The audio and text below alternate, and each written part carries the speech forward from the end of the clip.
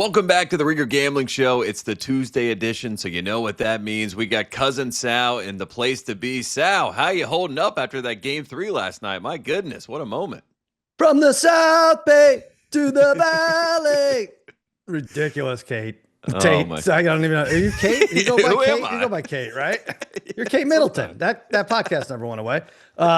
Yeah, I know. I'm delirious. It's one of those games where I'm like, shit, I wish this was my favorite team. What a freaking great moment this would have been. What a great 6 hours it would have been if this was my favorite team, but it's not. But man, did we see a classic, to say is an understatement right there. 6-5 in 18 innings. Yeah, Crazy. incredible stuff. 6 hours, goes almost into another day here on the West Coast. Shout out to everybody on the East Coast staying up to about 3 a.m. to watch this game. Pour one out for the Blue Jays fans that waited that one out. They were hoping for some magic on their end, but Freddie Freeman delivers again. I want to start there, Sal. I mean, we had 2 almost home runs in that game where it just felt like this game's never going to end. We might end up having position players. It would be the first time in World Series history that we would have a position player come out and pitch. Yamamoto volunteered to go to the bullpen to come into this game if it goes into the 19th inning. And Freddie Freeman does it again. I can't believe we are back. Feels like deja vu a little bit to get Freddie back there hitting the big one. This is the Ringer Gambling Show presented by FanDuel, and if you're betting on the NFL, FanDuel's the place to do it. They've got everything. Same game parlays, quick bets for when you want to jump in live and your way so you can set your own lines. The app's fast, it's easy to use, and best of all, when you win, you get paid out instantly.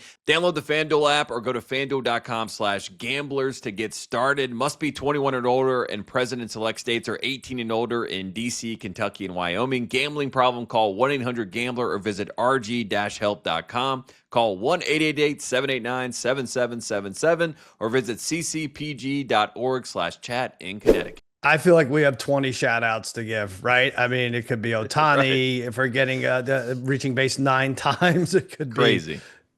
Kershaw with that Nathan Luke's moment, grounds out the second, the 12th, probably the most tense LA moment since Tate's meeting with Juliet last week.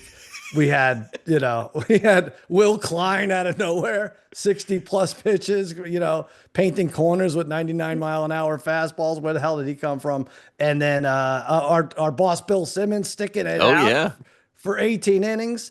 And he did mention on a couple of texts, he's like, it's getting cold here. That's why the ball's not carrying. But you're right. Freeman hit it to the track. So many warning track shots there. Will Smith. I thought Will Smith had it out. Yeah. Will Smith thought he had it out too with the bat flip. Can you catch your own bat flip when you realize like, oh shit, this is bad if it hits the ground and it doesn't go out? But Freddie comes through again. Another iconic blast. Just tremendous. Yeah, tremendous stuff all around. Shout out to everybody calling the game. I mean, they had a fruit tray come out at one point, and you had the whole broadcast booth salivating at the thought of getting food. Right. They were so hungry. There was just, like you said, so many moments in this game, and it felt like when Kershaw came in, that was going to be the big talking point, right? We would talk about Kershaw kind of having his little bit of a redemption moment. This would be his game. But cut to an hour and a half later, it almost you almost lose it in the Mandela effect of it all. It's like, who came in and pitched that 2-out inning? Will Klein ends up being a story and a star of this game. And the funniest part to me, Sal, was when Will Klein came out of the game, he's in the dugout, and it felt like he was meeting some of his teammates for the first time. They were giving some high fives. They're like, dude, you're a good guy, man. I like your game. Just they were all fascinating delirious. Game. Yeah, you didn't know who you were meeting for the first time. Yeah, that Will Klein was insane. I will go over MVP odds. It might be, academic at this point because Ohtani just can't not get on base, and we'll see what he does as he pitches Game 4 this evening. But Will Klein, I mean, really, they really just wanted one inning out of him, and then Kershaw, and then they're like, all right, well, we're going to have to use position players, like Mookie Betts is going to have to throw an inning. But he gave them 4 innings, and like I said, imagine the 10th best Dodger pitcher just throwing 99, 90, 95 off speed, just insane, and just stymieing these Blue Jays hitters.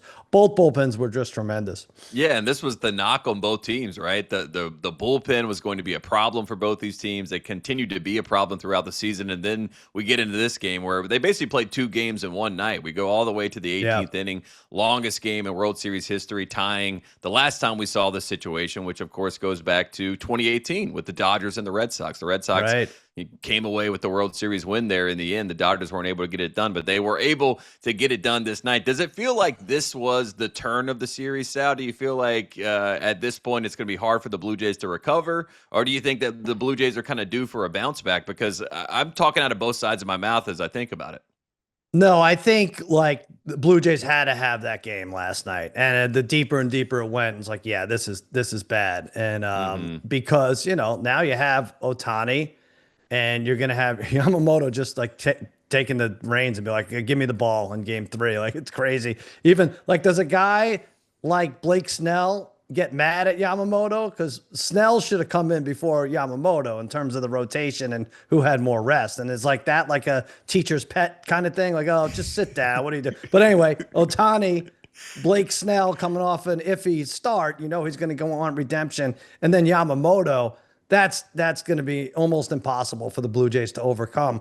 Whereas the Dodgers still, I think, would have had a decent chance had they gone down 2-1. But yeah, that was a must win. Yeah, they pulled Kike Hernandez, who usually is the guy that would come in and pitch for them if they had to go to a field player. So that also kind of took that out of the situation. I wish that they had some sort of mic'd up moment in the dugout when Dave Roberts turns to the team and is like, who wants to go out there and pitch for us? And Yamamoto, something gets lost in translation. He's like, did I just volunteer to go pitch? I guess. Why am I warming up? I'm supposed to pitch until Friday if we gets there. What's going on? So Freddie Freeman saved him from having to go back out there. For you, what was kind of your favorite moment? I mean, there was a whole bunch. I enjoyed when Will Klein had the bat boy come out there and clean his cleats. That was fun. Before he keeps pitching. But did you have a moment that's going to kind of stick in your mind moving forward? And then he almost hit the batter with the next pitch. It's like, get that guy back out here. Put the mud back on the cleats here. My favorite moments, Jeff Ross on our text chain roasting the game. Like, it took less time to read Bill Simmons' basketball book.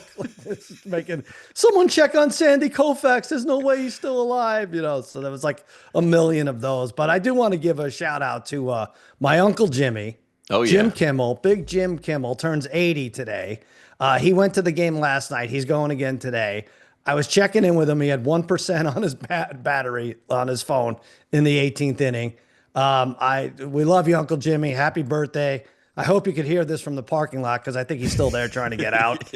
But no lie, it was still an hour and a half to get out of the parking lot. That's all I kept thinking to myself. It's like at this point, you might as well stick it out and stay at the game. So I did want to give Bill some love for that because there were some people wondering if Bill was going to leave, if he had some, emergency podcast to record. But no, Bill Simmons stayed it out, stuck it out. Bunch of celebrities stuck it out. I was asking about Herbert. Apparently Herbert did leave the game early. So he did leave. Okay. Yeah, I was hoping he would stick it out, but it is what it is. He's still QB1 in my book. Let's look at some best bets moving forward, Sal, because right now, obviously, Shohei is the heavy favorite to be the MVP. But is there any chance that someone else could maybe jump up the board? I know you kind of jokingly brought up Will Klein, but he did have an MVP moment last night, and who knows? He might have to come back out there. Yeah, he's not on that list. All right, listen. So this might just be this might be a waste of a few minutes talking about this. Ohtani's minus 380 to win MVP. If a guy is just going to get on base every time, it's hard to take it from him. He might have done enough. So how would he not win MVP?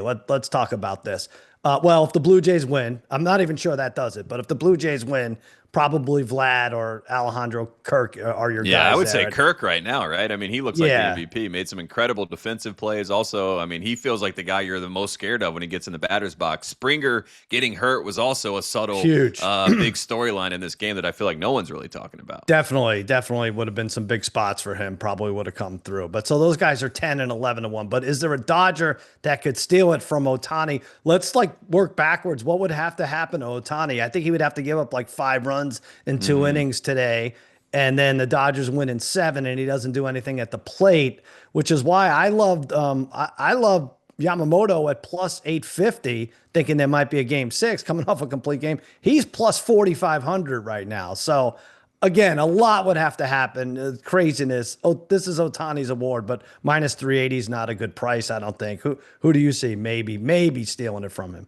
I'm just going to throw it out there. We obviously saw him do it last year, and he did hit the big home run last night. But Freddie Freeman, and if they continue to kind of dodge Shohei, it is kind of fascinating to me, Sal, that they're like, yeah, we're not going to pitch to Shohei. We're just going to pitch to a former AL MVP and last year's reigning MVP in the World Series. We'd rather those guys be in the batter's box than Shohei Ohtani, which kind of lets you know who the MVP really is of the series. But Freddie hitting that home run, if it gets hot again, Shohei's bat gets a little bit cold. Like you said, he gets beat up on the bump a little bit. I feel like maybe it turns in favor of Freddie. but it does feel like everybody knows that this is Shohei's time, and it would be a little ridiculous. It's almost like an Iguodala winning, Finals MVP Right. over Steph Curry, right? It's like this is obviously Shohei's moment, Shohei's team, and minus 380 is not a good number. But if you want to take a big swing, I know prior to the start of the series, you gave it out Freddie Freeman plus 1,000, but right now it's plus Yeah. 3,000. So maybe there's some value there. Yeah, it was plus 1,000, and they weren't even in the World Series yet, Tate, when I gave Freddie Freeman out at plus 1,000. And then it went to 16-1 when they were in the World Series. Like, what the hell happened there? And then if you just like blur your eyes and be like, yeah, the guy who hit maybe the most iconic home run in World Series history last year, he did it again this year, but he's not even close odds-wise to winning the MVP. He's 30-1. That's what we're dealing with Ohtani. Yeah, Just nuts. insane game, insane times. This was great for baseball. I just felt like I had so many people, even back from like North Carolina at home, reaching out to me. I actually, Sal, back in college, covered an 18-inning ACC tournament game, NC State versus North Carolina. One of the longest days of my life. It was a 6.5-hour game, and had one of my old beat reporters that I work with texting me. He's like, "Are you getting deja vu at this game?" I'm like, "I'm just praying to God. I'm so happy that I don't have to write a game story about what just happened in this game." Because you start losing things in real time. Rodon was pitching in that game. How long Trey did it Turner. take? Oh, wow. Really? Yeah, great game. Yeah. And it took you over an hour to get out of the parking lot, or no? You were. I wrote my story there because I was just like, if I go home, Nice. I'm going to sleep. So I ended up leaving the ballpark at like 4 a.m. and then we had to be back the next day for the championship game at noon. So I got home at like 5 in the morning and then woke up at like 8 and drove back out there. And I was like, I should not be here. I'm not a real person anymore. So I'm going to LA. Yeah. You'll find me above Girl and the Goat restaurant. Yeah, there you go. That's what I was thinking the whole time. So I wanted to give some love to all those reporters out there that had to do the Lord's work last night, trying to put together a game story, try to tell this story. But for everybody that was there, what a moment. That's like an all-timer, to say the least. So shout out to everybody that stuck through.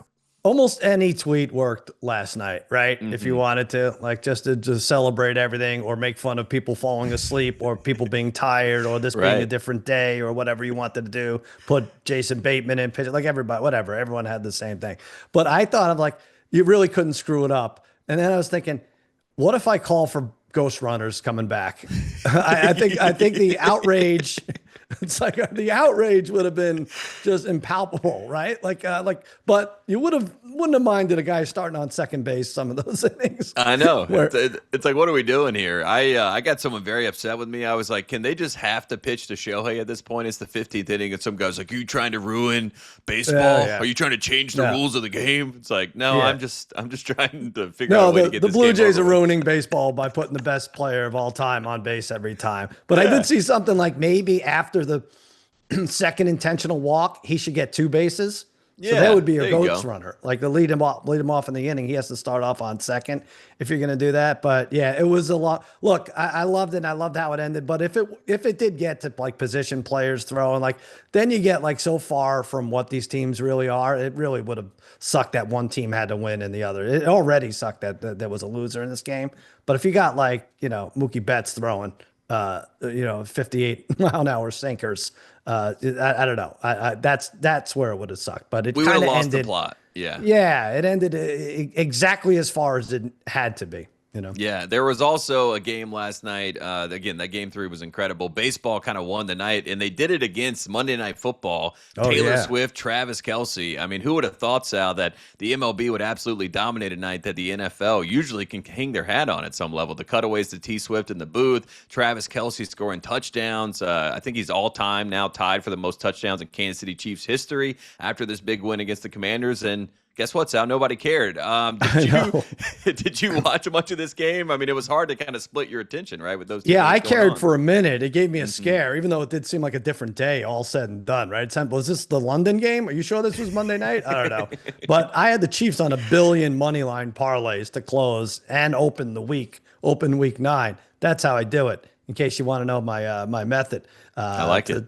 To all these riches here. But they were actually lucky to be tied at half, Tate. If you look at the numbers and everything, Washington screwed up a couple of drives. I bought out of my bet a little bit, and then the Chiefs couldn't stop scoring. As soon as I hedged, they saw that I hedged, and they're like, "Okay, let's go. Let's turn on let's see Kelce from 2020 do his thing." So, yeah, I mean, listen, the Chiefs now have 7 legit guys to throw to when they're not deflecting the ball into the safety's hands. So, and I thought Mariota was fine. He had a few of those lollipop throws to get some first downs, but 60 yards rushing for Washington plus Mariota having an average game, you're not going to beat the Chiefs with that. Yeah, I think the Ringer should do retread quarterback rankings. I know they do the actual quarterback rankings and it's much maligned, but I would like the retread version where it's like Kirk Cousins versus Marcus Mariota versus Joe Flacco. You know what I mean? Like I need that list every single week because I feel like Mariota wasn't too bad last night. Like you said, I mean, he had some moments, but I wouldn't put the full blame on him like I would with Kirk Cousins. Kirk Cousins looked absolutely god awful. So if they can figure that out, the retread quarterback rankings, I would like maybe to get a little sign off there. Yeah, maybe Ruiz could do the retread quarterback rankings since he's so pitifully awful with the regular quarterback. He might be great with the retread. You know what I mean? Sometimes Still you got to get Baker put in a different spot. Yeah, outside the top 13, but okay. Whatever. We'll figure it out. We'll work on it. I also enjoyed someone sent a picture of Justin Herbert was watching the Monday Night Football game on his phone. So, you know, football never stops for the real ones. So I wanted to give some love to Justin Herbert. Stafford was there too. Yeah, was Stafford in the building, right? And he was watching his former, Oregon, not teammate, but, alumnus there playing in that game of Marcus Mariota. So that was really cool to see. Just a great game. It just keeps coming back to the World Series. It was so good. So good for baseball. And excited to see what happens the rest of these games in LA. We got tonight, we got tomorrow. We'll talk about that a little bit later. Let's go now to line look aheads. Let's talk some college football, Sal. I know you're fired up for this. And let's start here. Number 9 Vanderbilt at number 20 Texas. Texas minus 1.5 in this game. Over under is set at 44.5. Texas, an incredible comeback against Mississippi State. Who do you like in this game, Sal? I cannot stand this Texas team. I really can't. Like last week, I loved Arch Manning under 212.5 passing yards, because he gets off to such slow starts in these games, right? And I'm figuring, all right, he'll get off to a slow start, but they'll still be beating Mississippi State, so he won't have to throw in the second half. I think this is pretty safe. What does he do? He starts the game off with like a 70-yard bubble screen pass. And like now I'm cooked. And they're behind like 3 scores. So he ends up with his best college performance ever in terms of stats and yardage wise. So that was fun. I did see some improvement from this team, all kidding aside, some guts, some like makes me think that they want to try to make the playoffs here.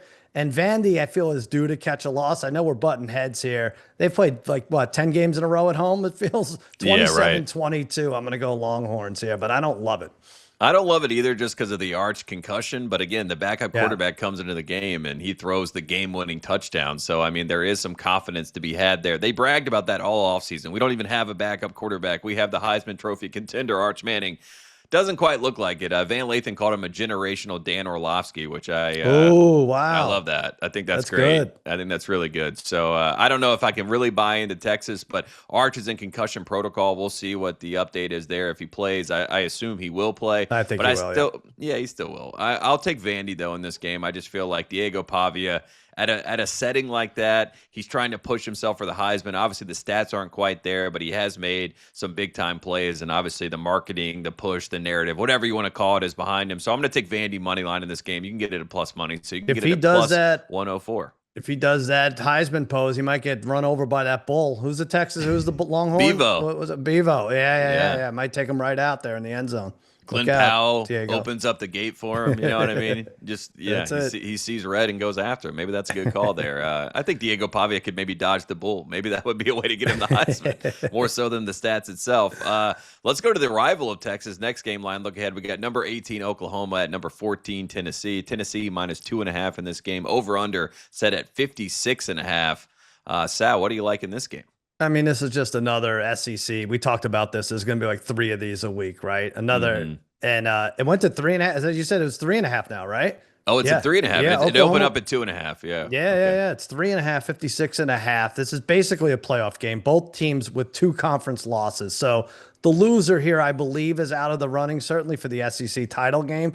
Tennessee has the best offense and the number 15 defense in the SEC. And I think the second metric is going to be what's telling on Saturday. It's tough to win in Knoxville, but I think Mateer and running back Xavier Robinson had a monster game last week. He's been hot. I think they're up to the task. The problem is for them, for this Oklahoma team, and we talked about it a few weeks ago, after this, they're at Alabama and home for Missouri, and then finish with probably an angry LSU team. So I don't know how much it matters in terms of either or both teams or either or no teams making these playoffs here out of this game, but I'm going to go 33-27 Sooners. Yeah, I'm with you. I'm going to ride with Oklahoma too. It was good to see the run game get going. That has been really the problem with the offense. Mateer has been their run game, which is, like I said, a very big problem for this group. But they finally get Robinson going a little bit. The defense has been there. The defense has been playing really well. Ole Miss is obviously, that was a great chess match between Lane Kiffin and Venables. After the game, Venables said they were the better team.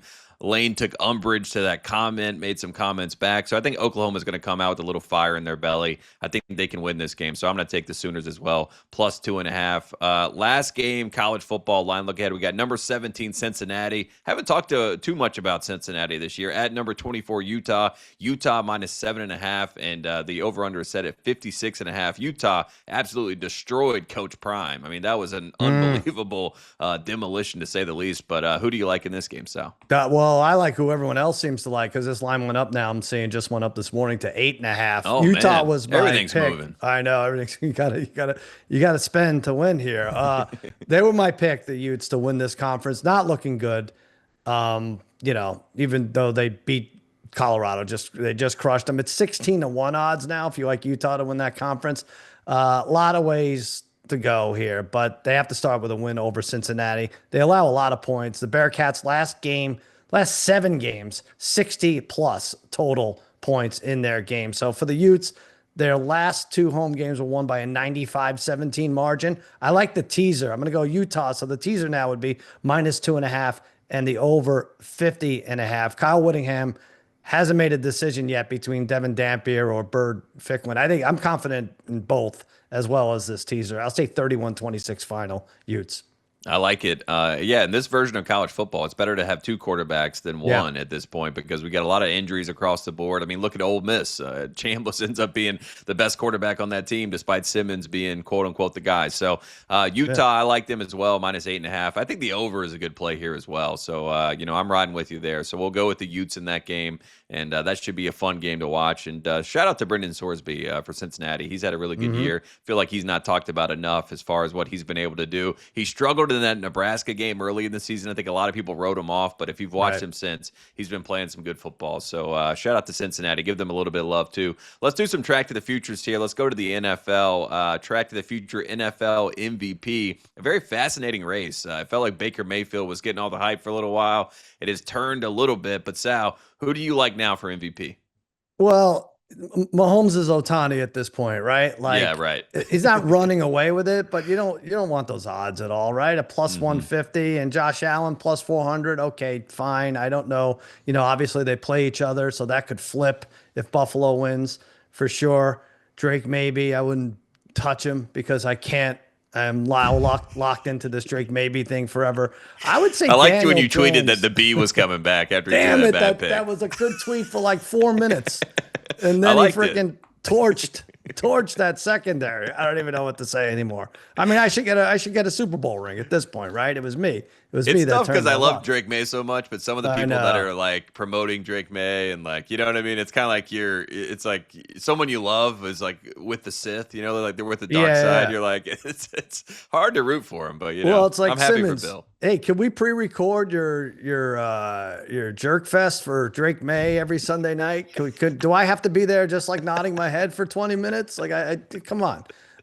My team just lost 44. My favorite part is then when he gets done, he's like, all right, now back to your shitty team. Yeah, great. It's like, no, we just covered them.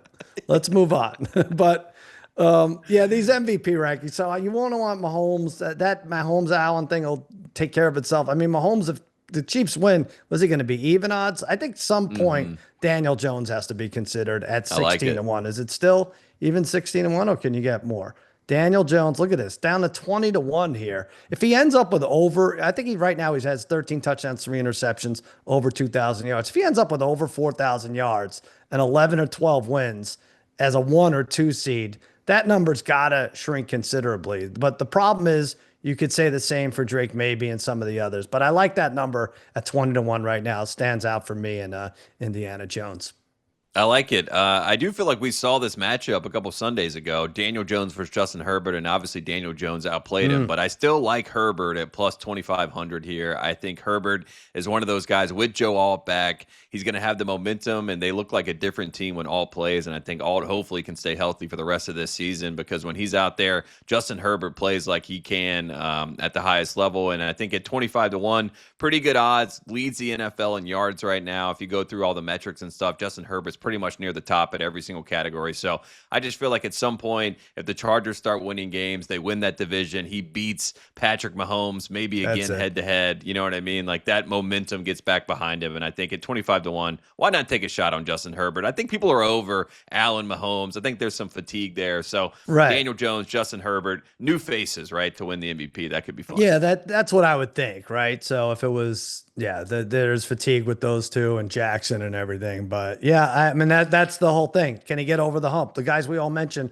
are probably going to win their divisions, right? So Josh Allen, Jordan Love is up there or between him or Jared Goff. So I think that's the tough thing for Herbert to overcome to win that division. But 25-1 is a nice price. Yeah, Goff's another one that I could see somehow getting a late push where people are just like, how are we denying the fact that Jared Goff continues to do this? He doesn't have his OC that was getting all the credit for his big games and everything. So maybe Goff could sneak in there as well. Next up, Track to the Future, best NCAA football conference championship value picks. Sal, we went through all these different conferences, and you decided to land on the SEC. Who do you like? Yeah, what am I crazy? Like I should just be like you. Take the Big Ten. We know what the Big Ten final is going to be right now, the championship, and you'll get to that in a second. But I'm going to take a shot with Texas A&M plus 210. I think there's a really good chance they're the best team in the SEC. And how about Jimbo Fisher? They buy him out 2 years ago for $77 million. Sometimes these buyouts work, Tate. Sometimes Mike Elko has done a sensational job. Last week, they do it like all different ways, too. They were -2 turnover differential, and they still won the game because they had 200-plus yards rushing and 200-plus yards passing. And they survived close games. They did that with Notre Dame and Arkansas, and then they'll blow teams out like Florida and LSU. They average 38 points a game, which is better than Bama, better than Georgia, better than Texas, obviously. They have studs on both sides of the ball. They win at Mizzou next week. And even if they lose that Thanksgiving weekend game versus Texas, which they really shouldn't, they'll be in that SEC championship game, and at worst, a slight underdog. I like this plus 210 number for the Aggies. I do too, and I like Mike Elko kind of, trying to get all the fans to understand that those demons of the past do not have to exist, right? I feel like every A&M fan is like, we always know how it goes. We always know the script. It always turns on its head at some point, and Mike Elko's like, it doesn't have to. You know what I mean? So I appreciate the positive momentum that he's kind of creating there, and maybe he's a blueprint, right? We've seen someone go to Duke, bring Spurrier down to Florida from Duke. We've seen Elko go from Duke, and maybe Manny Diaz is next up on the board for maybe a Penn State. So there's something there to look into. But I like that call for A&M. I'm going to go to the Big Ten. Coach K? You say Coach K should maybe coach LSU because there's such a nice. I mean, why not? You got to make him say no. That's what you. Right. That's all you got to do. So make him say no. I'm going to go to the Big Ten though. I'm going to take Indiana plus 155. Not the most value there. But I just can't get away from this team. I don't know if it's because they're a basketball school and I have a soft spot for them, but I really love Cignetti. I love this group. I love the Mendoza brothers. I just think that they have a nice rapport there on the offense. They're a little bit of, they're a little corny, you know what I mean? But they're fun to root for. They've got some real talent on the outside, and I feel like he said it. They got some more dogs on the defense, and I just like this Indiana team. And I feel like Ohio State still needs to be challenged. And I think Indiana is going to be a real challenge for this team. So at plus 155, I'll take the Hoosiers. I think the only thing I'm thinking about is, so that's the Big Ten championship, right? So Ohio State, they're going to beat Penn State. They're like a 20-point favorite this week. They're going to likely beat Michigan at home. Even if they don't, if they have the one loss, Ohio State, I think gets in that game. But whatever, Indiana has an even easier run, right? So that's the Big Ten championship. If you take it Indiana plus 155, would you get better odds in that championship game? I don't know what would Ohio State be favored by? It would have to be at least 4, right? Yeah, you're right. You probably just wait. It's in Indiana though. It's in the stadium. Yeah. So maybe you wait it out and you just take Indiana plus 280 in that game money line, right? Yeah. And you just do they have it? Oh, yeah. Do they have it up, or did you just make that up? No, I just made it up. I'm just saying if that's the number. Oh, you're very confident. Okay. All right. No, it could be like 4 or 5 or 6. Like, right. They're going to want to get. They know people are going to bet Ohio State, so they have to make that line a little higher. And it's one of those things too, where that Ohio State defense, everyone's going to be talking themselves into. Can Indiana score on this team? I think they can. Right. I really do, and I think that that Ohio State defense will be tested by Indiana. Last one, track to the future, points per game leader in the NBA. Who do you like, Sal? Looking at the board. I talked about this with the sports guy Sunday night. He's like, Luka's the play here, but now Luka is going to miss time. You just never know with how much time everyone's going to miss. Maybe Austin Reeves is the play. Maybe he is. SGA, why not, right?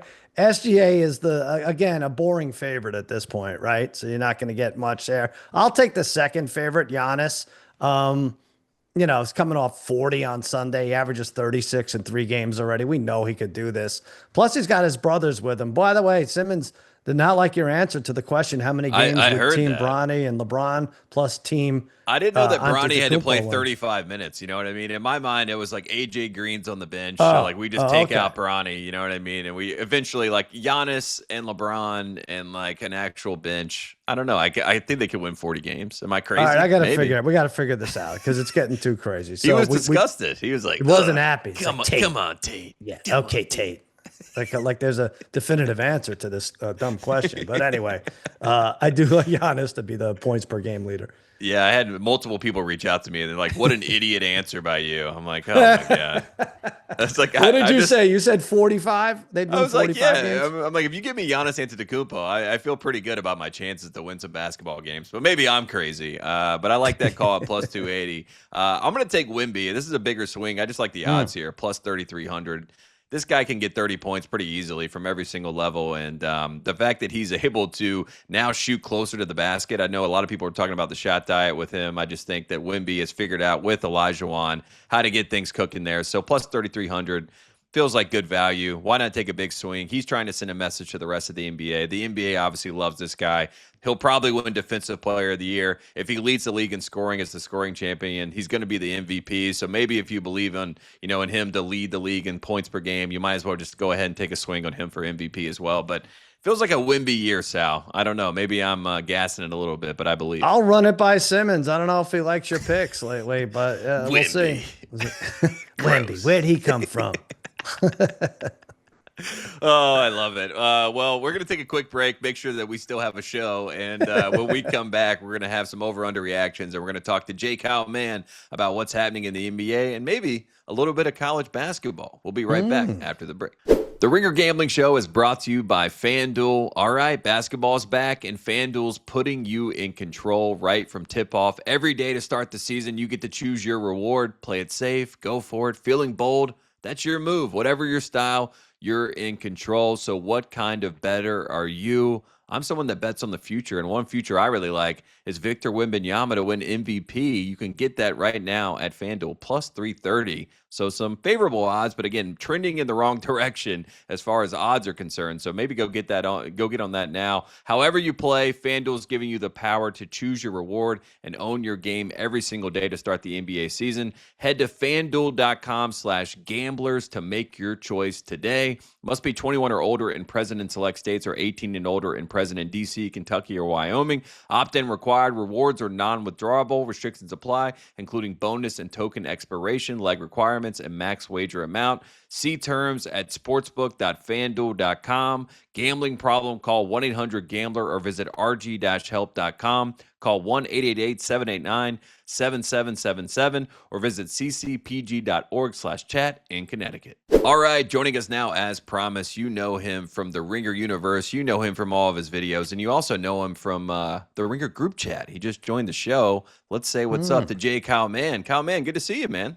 Yeah, likewise. Good to see you both. A long time no see. Long time no see. We got a lot of questions about the NBA. Let's start here with first impressions of the new season. Obviously, we have an FBI investigation happening. We'll put that to the side for now. No, what? Yeah, we we'll can't put that over to the here. side. Let's talk about the basketball. Let's just delay the FBI as people. Yeah, let's put Yeah, they that can over wait. here. They're cool. They'll wait. Yeah, a lot more things coming out. College basketball already did this with the FBI, back in 2017. We did it first. But first impressions of the new NBA season, what's standing out to you? What have you learned so far? Because we've had some great games. I mean, that Nuggets-Warriors game from a couple nights ago, that was an incredible game. But for you, what are your first impressions? Man, it's funny. We were all together in LA last week for our yearly kind of gathering, and I was talking with one of our coworkers, and I was like, "It's so funny how you have to like repeatedly do that that cartoon like face shake thing where you snap back to reality and try to appreciate in terms of trying to appreciate how good things are right now because." I was telling them, I was like, it kind of reminds me of when I was in college. I had a couple roommates who were jazz majors, and I would go watch them play, and I'd be like, God, they're so good. I was like, why is it so boring? Like, I was like, I think there's a level of like mastery where people just get desensitized. And I kind of wonder if that's where we are. We're just like Aaron Gordon, 50 ball, yawn, Austin Reeves, 40, 50. Laurie Markkinen last Yeah, night, 50 ball, right? yeah, I just feel like I don't know. I just feel like the talent is just so remarkable right now, and I don't even know how to fully properly appreciate that. And then we say it over and over again, but I still feel like we're just not appreciating it. It's a good time, man. I mean, I just feel like Wimby in particular, man. I mean, he's so distracting. I was saying that to Bill when I was on with him recently. I was like, doesn't matter what game you're watching, if you have Wimby on another screen. It just speaks to we have like a generational talent. We have great young talent. We have guys that are staying in the league longer than ever. It used to be a novelty. It was like Kareem played 20 seasons. Wow, that was crazy. Mm. LeBron and Steph and KD are still well, we'll see about LeBron with the sciatica thing, but we've got guys, we've got a little bit of everything, and it's a good time. Yeah, Can it's I like just moth to interrupt? a flame. Yeah. Tate, sorry, when Jay Kyle said he was with jazz majors, I'm like, wow, he went to like a basketball, like an NBA college. Like, what the hell? Like The this is Utah Jazz. major? Yeah, I was like, I'm majoring in jazz and I got a minor in supersonics. Like, what that is He knows pretty every cool. Karl Malone stat he's ever had. Yeah. John Stockton bounce pass 101. That's my No. entry level course. Like that's but it's not that, right? I No, misread that. I was a Morehead State guy. I was there with Kenneth Faried. That's Oh, always the touch Phil point. Yeah. Simms. Yeah, Yeah, Phil there you go. Simms. Yeah, yeah. So Yeah, we yeah. got that picture of Harry with that guy in Vegas with the Moorhead shirt on. That's like one of Harry's Right. prized possessions there. Great school, great name. We love that. I want to talk about the rookies, J. Kyle, man, because you're locked in on the rookies. You're doing the rookie rankings and watching all these guys. There's been a lot of hubbub about Cooper Flagg not looking like the Cooper Flagg we saw at Duke. We can put him to the side, just like the FBI for With right the now. FBI, But just put him over yeah, there. we'll put him over there. Cooper Flagg and the FBI together. You read into that however you like. Favorite rookie to watch outside of Cooper Flagg, though, that we've seen so far? Man, it's been there's a variety, obviously, right? You got Cooper, a natural variety. Cooper, obviously, with the team that has been a little bumpy to start because of the way obviously they're missing guys. It's been bumpier, and I think that's affected the enjoyability of it. And then you've got guys that are kind of steady. I was joking that have added sanity to teams like Con Knipple. I feel like is one of the Ringer's like official guy at this point, but you just watch. I mean, Conklin and Ryan Kalkbrenner honestly have just added consistency in like being at the right place, being at the right time, making a good decision. I've just referred to it as sanity just because he's made the Hornets they both made the Hornets make sense. Tate, I know we've talked a lot about Creighton and Kalkbrenner, and it was kind of easy to see that coming just because he just has a high floor for what he does. And then, you've got the guys who have fun, irrational confidence. You've got the Trey Johnson. I would love to just be as confident as Trey Johnson is at anything in my life. Like he checks into the game and he's like, yeah, I'm just going to go right by this guy and score. He's just doing what he's done at every level. And then you got the little toolsy guys like Colin Murray Boyles last night, ripped Wimby. Granted, Wimby came back and scored on him like 5 consecutive times and blocked his shot. But It's like yeah, what he there've been did a to lot- Zion. It's like you have your one moment, then Wimby's like, now you pay. Yeah, yeah, but I mean, and then I think overall, VJ Edgecombe, you have to say, is the story right now. He's kind of asserted himself, and honestly, I have shifted to. Granted, I just didn't think that he would have the opportunity that he's going to have with Jared McCain being out, with Paul George being out, with Joel Embiid obviously being. Will we ever be able to depend on him again? He's had more of an opportunity, and I think that has sort of recalibrated his opportunity to win Rookie of the Year. I mean, I think it's very possible, and I think that kind of dawned on me last night, where I was like, not only is this guy kind of doing a supportive role thing, I mean, he's kind of taking the car keys in stints too. So this is like a coin flip odds wise at this point, right? So to win Rookie of the Year, like in the beginning of the year before preseason, Flag was like minus 230. Now he's minus 105. Edgecombe is plus 135. Kyle, like if you had to pick, like what bet do you make between those two? Does the surge continue for Edgecombe, or does Flag calm things down and we end up seeing why he was the preseason favorite? Yeah, I've said this, I mean, over and over where it's like I have a hard time betting against Flag because we've seen him come into, he still is in this pattern of like reaching up to a new level earlier ahead of schedule, struggling Yeah. a little bit and then responding. The only thing now is like if his shoulder is really hurt and he's going to be handling the ball a lot, that's tough. Because I mean, that was already going to be a thing for him as guys were going to get up in him and he doesn't get super low with the ball. So if he has a nagging shoulder, I could see that being an issue. So I'm kind of balancing that with, another factor is who comes back for Philly and when, and how does that affect VJ's? Right. If I knew that VJ was going to have the same level of responsibility throughout, I would just go ahead and bet on VJ because of the things with Cooper. So what's more likely? Cooper figuring it out, man. I mean, I it's tough. I hadn't really thought about it before just now.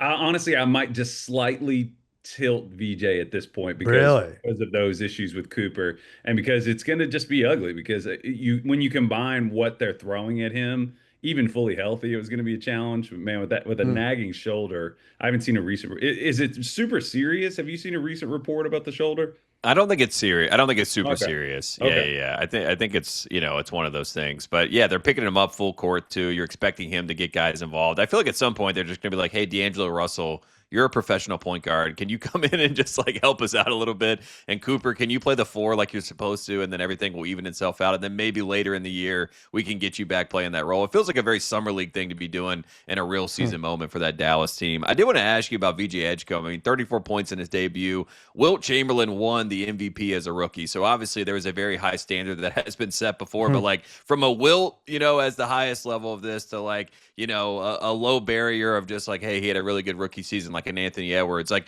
where does he kind of fall on that line? Can we see something historic with VJ? Because it looks like it so far. I mean, it seems like it. I mean, their schedule hasn't been like tremendously arduous to start. The Magic are having problems right now with their defense and things like that. Big But win for the Bulls the other night. Yeah. Hmm. yeah, yeah, and well, the Sixers game last night. It's just I think the Sixers are just way more fun than I thought, and way more wide open, which benefits him. They're playing faster. I think if they were playing kind of the plotting, a lot of the projections that we did before the draft with VJ were like, okay, they're going to be playing this kind of glacial style that is implied by playing with Joel Embiid, and it's like VJ's just going to be cutting and taking open shots. This has been way more up and down and spaced out. In terms of the scoring, can it continue? I mean, I do think that as the book, there's always this thing with rookies too, where the book isn't quite written on you yet. And then, once it gets written, things kind of change. Is his handle going to be able to respond to that and continue? I could see some bumpiness on that front. I don't know. It's hard to compare anything to Wilt just because of he was just such a Hmm. system shock for the sport, He right? averaged Honestly, 37 points a game as a rookie, for reference. Insane. yeah. So will he be a system shock on that level? I don't think so. But no, I mean, I could see him averaging in the high teens, pushing 20. I could see him continuing that if he has the same opportunity that he has How now. many groupies will he bag compared to Wilt season one? Wilt minus 37 and a half, I would say. Gosh, You hadn't thought about this one either? Wow. VJ, yeah, that one What do they wasn't in teach the you at that outline. basketball college? uh, yeah, I mean, he seems like a really nice, humble kid. I don't know if he's out there strutting it the okay. way Will did. I don't You know. don't have to answer that dumb question. That's all right. I want to answer that. No, Yeah, we'll figure that out. We'll do some we gotta, research we gotta, there. get to the bottom of this. Yeah. I did want to ask. I mean, you mentioned Wimby a little bit, but I mean, is this a year that he could actually win the MVP? I mentioned him potentially leading the league in points per game. He's breaking all these kind of records so far. I mean, everybody's head is sort of spinning with him. But is it worth taking a peek at the MVP odds and saying, "Hey, why not Wimby?" Yes. Yes, it is. It is Right. worth taking a I mean, he's already the most defensively impactful player in the world. I mean, and if you just think about if he were just moderately impactful on, I mean, he's like historically impactful on defense, like not just for this year, for any year. And if he were like a decent offensive player, I mean, imagine if Rudy Gobert had even any modicum of offensive game, if he could just get you like 20 or 15 points, you know, If and he 8 could rebounds dribble, and yeah, a I mean, couple of like, assists, if he yeah, could turn his if head and Gobert could shoulders dribble, that's really what it is, right? and throw an up fake and an up and under, he would be something else. No, I mean, we were talking about this on group chat, and I was like, if he can just maintain some efficiency, you know, I think it's very possible. And I've been thinking this for a while, man. I mean, his rookie season was so jarring, and I guess while he was away with the worry and just you know, out of sight, out of mind, I guess a little bit. He was on pace to kind of get here. And I remember in the last, I think, update I did of our rookie rankings, I was like, I think this guy might break Derrick Rose's MVP age record, which, you know, Yeah, Rose 22. was Yep. 22. Yeah, he's just God, I mean, I don't know if you guys caught him last night, but his just ability, he's doing things that are just novel, just for fun, but he's also doing like crazy FU things, like blocking 2 or 3 shots in a row and then pulling up from 38 feet and or doing 360 layups, or people are terrified to shoot around him, man. It's really, really crazy stuff. I honestly, I kind of feel like we are witnessing like an 87 MJ type of thing, and I don't even know if people it's Mm. I don't know if it's I don't think it's going to wear off. Like I think he is really really leveled up. He's handling the ball really well. Shooting like his shot selection is really improved. Um, I honestly think that I've only in my life had the opportunity to watch 3 players who had like the potential to be the greatest player ever. And you know, I was saying MJ was more fully realized, so it wasn't like I was making some bold. I was born in 1985, so Mm. but you know him, and then when I saw LeBron in those mid 2000s, kind of when I was coming out of college, I was like, LeBron has a chance, and Wemby is the other guy. Like, this is really really unprecedented stuff. Comment. Let's turn to college basketball here. We got the season about a week away at this point. Number one pick for next year. We'll keep it draft oriented. We got 4 options. We call them the 4 horsemen here. We got Darren Peterson, who's looked incredible. AJ DeBanza or DeBonza, whatever your flavor is there with that. Cameron Boozer, obviously for Duke, and then we got Nate Mint at Tennessee. So those 4 guys feel like the option. Maybe you sprinkle in a Mikael Brown Jr., maybe you sprinkle in a Caleb Wilson. I don't know. You can go with whatever flavor, but I really feel like it's those 4 guys. Looking at those 4 guys, what is that race for number one going to look like? And is there anybody that can kind of unseat AJ at this point?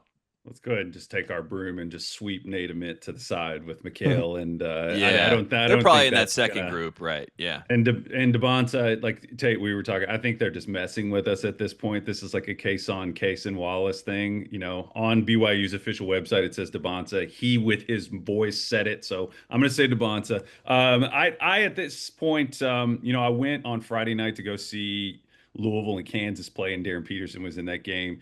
And in terms of just like an athlete looking like they were playing another sport, or just he just looked like another species out there, frankly, with the pace and the comfort against the physicality. Peterson, man, I think he's probably more ready to be a heavy load like offensive option at the NBA level than Boozer or DeBonta are. He could, you know, if the shot is coming around the way that it seems like it will or is. He was just making everything and wasn't even having to get to the rim, but I think he will get to the rim in college basketball. So right now I'm leaning Peterson. The question at that point becomes, you know, if you're talking about DeBonta and Boozer, it's can DeBonta become a consistent, reliable guy who can use the scoring gravity that he creates? Because the thing about BYU is he can just create a shot whenever he wants. I know you watched that UNC game closely. It was just like he wants to get in the lane and shoot that little DeMar DeRozan like short, you know, shoulder fade thing. He can get it whenever he wants to, and he could just sticks on the ball a little too long at times. If he starts to figure that stuff out, I think the conversation will change. And then just And the defensively, consistent. he's got to figure out the defense. Yeah. Yeah. And then just the steady Freddie winning stuff with Cam Boozer, man. I mean, I loved the college basketball world arguing online who was more of a winner, Koa Pete or Cam Boozer. That was some nerdy stuff, but I just think Cam Boozer would really affect a lot of teams in the NBA that are close to being good. If we talk about the Wizards, if we talk about the Hornets, if we talk about the Jazz, you throw Cam Boozer on those teams, instantly you have, I'll use the word again, sanity, you have order, you have efficiency, you have winning. So that's going to be tough for me to think about as this season goes on, and I try to decide who I'm going to end up with number one. Yeah, looking at those stat lines, incredible. Yeah, 24 and 23 for Boozer. Yeah, I feel bad for Tate here, Kyle. Can you, how embarrassed should he be that UNC is 40-1 odds to cut down the Nets, despite being, as I look through it, the second best odds out of any ACC team. So that means it's Duke at 11-1, and then all the way down 15 teams later, it's UNC. This is a sad season for Tate. Keep him off the scent. You know what I mean? That's what it is, Sal. Yeah, interesting. Dude, we like the favorable odds. You don't want to be the favorites. Tate, what would you set the over under for days until Henry Visar gives Hubert Davis an ulcer? What would you set the over under for that? It probably has already happened at some point. They have no backup center either. Luka Bogovac, they're waiting for him to get approved. Maybe that has something to do with the line there. He should be their best perimeter scorer, so maybe there's a little bit of that in those lines, Sal. But I'm looking at odds. I'm looking at odds for Nate Oates' next coach. I need those odds. That's going to be trouble, man. That's going to be trouble. I'm ready for those odds, because then those odds are going to shoot up for you, Sal. He already signed with LSU. It came in football. I don't know how that's going to work out. They hired him to coach football. Yeah, it's strange. Makes sense to me. He's a math guy. He'll figure it out. Yeah, he'll figure it out. He can do the math. I did want to ask about Kentucky, Kyle, man, because they looked incredible in their exhibition game. Now, there's obviously, the Big Blue Nation's going to get their hopes up, but they're 16-1 right now to win the national championship. Jasper Johnson looked really good. Aberdeen looked really good defensively, the transfer from Florida. But how much do you buy into Mark Pope year two, this team being able to make a run to the title? Because I was seeing the signs based on an exhibition game. I'm always Kentucky fans love me for this because I'm always a little bit I hate the disappointment of like jumping in and getting too giddy, and then you have to sort of get your cage rattled a little bit and come back to reality. Like I was watching that game and I was like, you know what? Number one, I don't think Purdue is number one. No, I was I know Houston has their issues. Maybe we're going to have a time here where a real number one emerges. Kentucky was just startlingly more athletic than Purdue. Purdue doesn't have really a history of being more athletic than anybody at any time, but they're going to be really deep, man. I mean, I think the one thing is that I think Kentucky might be the number one team. You think so? That's my bold. After watching all these exhibition games, I'm like, Kentucky looks like the number one team. I think Duke might be the number two team, but I don't think Houston or Purdue are number one and number two. But I was Duke's perimeter, like physicality and athleticism, is going to be more of a question than I thought. They're very skinny and they're not very aggressive or physical. So that's going to be something, because I kind of thought they might be sneaky pretty good this year. They need a point guard too. They still don't have a point guard. They had a point guard problem.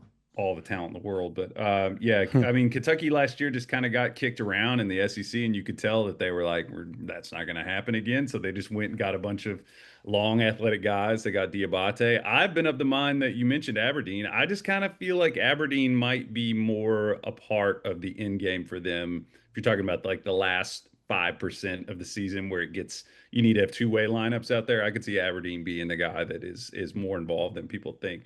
Jasper is going to he's in a good position to do what he does. I don't think he's going to be leaned on heavily to be like the primary decision maker. It's just like, get out there and do the people have been saying Dillingham, just get out there and add some color to our offense. Just go out there and inject some points and things like that. They could win it. I mean, yeah, I think that shift lately. You heard it, Sal. 16-1. Maybe take a swing on that. I trust Mark Pope. I really do. 60? Wow. 16, not 60. Oh, 16. Oh, okay. All right. 60. Kentucky. All right. Now you're in Carolina territory. I know what it was. Yeah, I just keep looking at Carolina being the 24th team on this rankings here. FanDuel knows their shit too, usually, Tate. Yeah, it's not good. Seth Trimble looked all right, I thought. And then, Caleb, when he gets involved. Caleb looked great. Caleb, I kind of forgot they had him for 3/4 of the game. Yeah, Caleb looked like the best player on the team, but I think Bogovac will really help that group, and they should finish second in the ACC, I would assume. So there might be a gap between them and Duke, but maybe not as big as a gap as we saw last year. So we'll see what happens. Kyle, man, where can we find all your work? And then we'll let you go enjoy the rest of your day, man.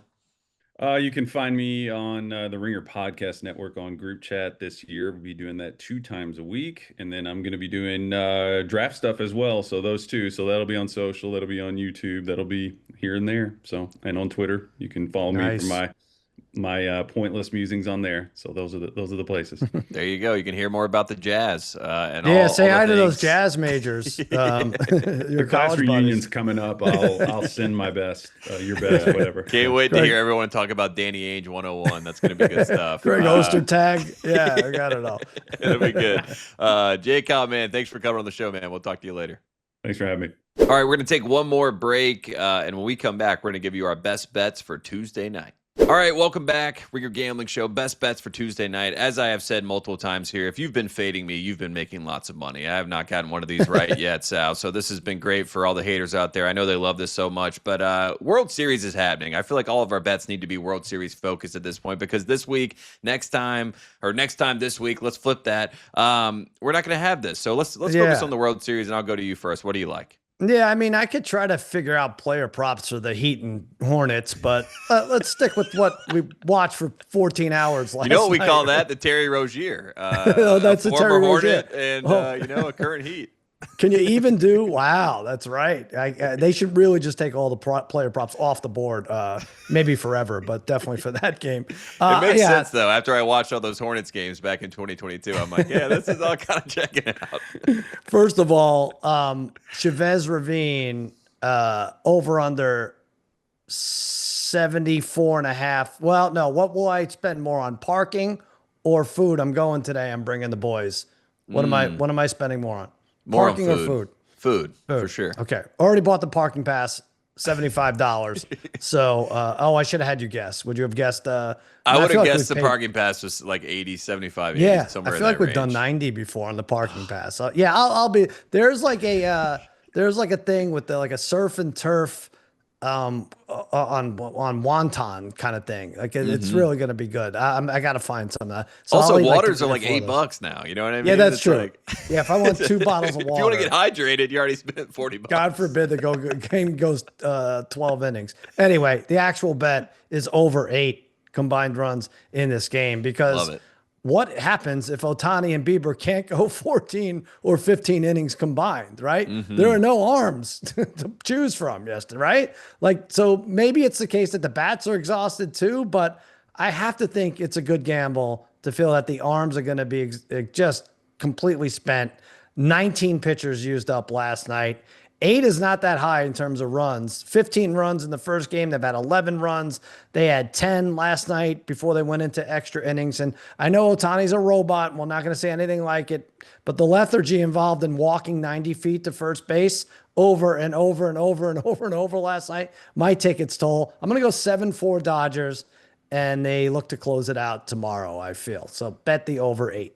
I like that call because I feel like the bats are due too. Like with both those teams just slugging through the extra innings, not being able to get a hit, not being able to get on a base. It just feels like, there's going to be an itch to get in the batter's box and try to get some offense going. So I like that call over 8 in this game. And even Shohei said after the game, via his translator, he's like, I just want to go to sleep. I'm very worried about not being able to get sleep for this game tomorrow. So like that already has me a little bit of concern because. Are you sure that wasn't just the translator saying that? And because he looked tired too. Yeah, I think everybody was tired. He's like, are we sure we need to get Ken Rosenthal over here and do an interview? I'm not sure I want to do that, or Tom Verducci, whoever it was.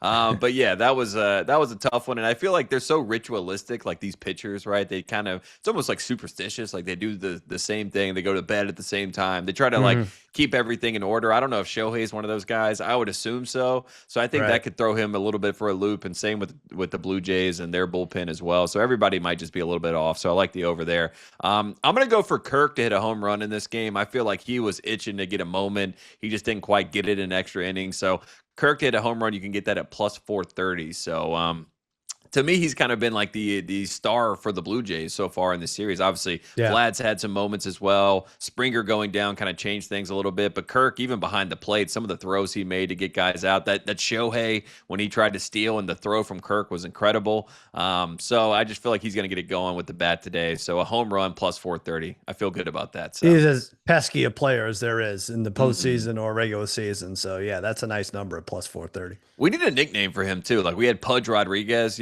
like Chubb yeah. Kirk.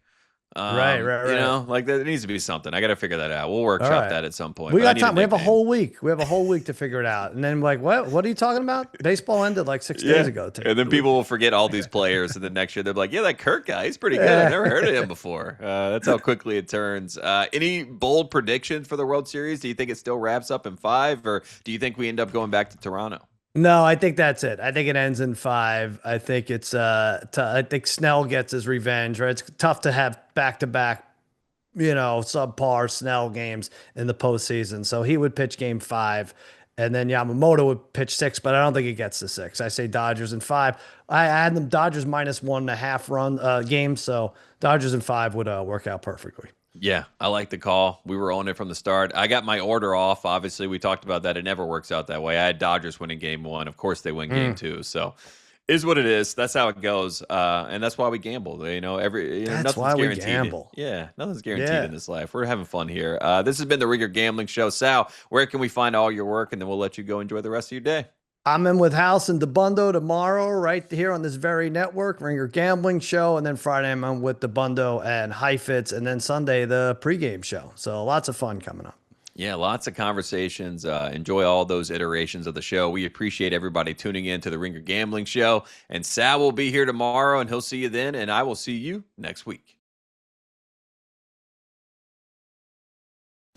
Must be 21 or older and present in select states, or 18 or older and present in D.C., Kentucky, or Wyoming. If you have a gambling problem, call 1-800-GAMBLER or visit rg-help.com. Call 1-888-789-7777 or visit ccpg.org/chat in Connecticut. You must be 21 or older and present in select states. For Kansas, in affiliation with Kansas Star Casino, or 18 or older and present in D.C., Kentucky, or Wyoming. If you have a gambling problem, call 1-800-GAMBLER or visit fanduel.com/RG, 1-888-789-7777 or visit ccpg.org/chat in Connecticut, or visit mdgamblinghelp.org in Maryland. Hope is here. Visit gamblinghelplinema.org or call 800-327-5050 for 24/7 support in Massachusetts, or call 877-8-HOPE-NEW YORK or text HOPE New York in New York.